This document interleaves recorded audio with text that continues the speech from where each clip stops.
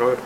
Okay, so we're going to talk about jacks real fast because our furniture is coming in. And we need to understand the anatomy of a Category 5E jack. If we have apprentices or new installers on the job, even experienced installers, every manufacturing solution is a little bit different. Every pinout stays the same according to the standard, but the manufacturer's physical construction and layout of where those wires go is different.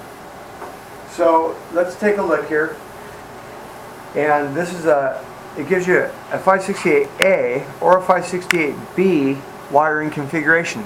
What's the difference between A and B? Simple. You have a blue, orange, green, and brown pair on a station cable. And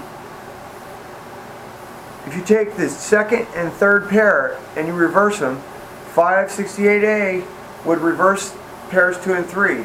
So that's the orange and the green pair would be traverse pairs 1 and 2, pins 1 and 2 and 3 and 6.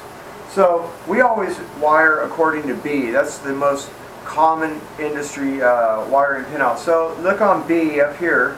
This is a Levington product. There's white, brown, brown, solid green, solid blue. If we flip it over, B's up on top, solid orange, white green, white brown. So we know that we have to split the green and the brown pair automatically. So there's the green and the brown pair right there. Let's double check that. Oh, green and blue pair.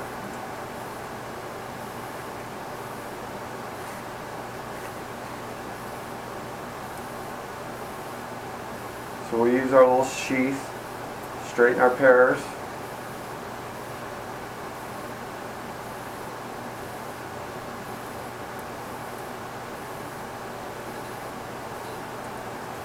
And what I do when I'm terminating is I like to line up, first I look at the furthest pair, that's the brown,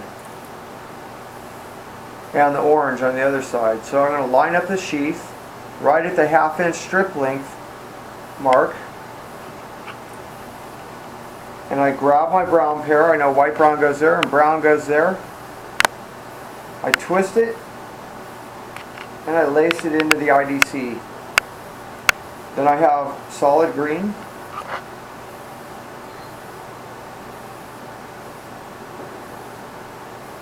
I'll move my orange over to the other side. I can split the pair right there with my thumbnail, lacing it in and lacing it over. There's white green,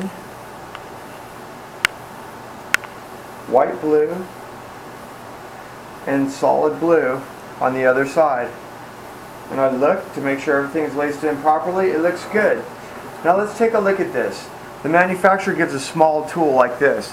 This is a punch down type blade, but it doesn't have a cutting apparatus or an impact spring to make sure that that wire gets cut. So I like to use the 110 blade with cutting tool on it.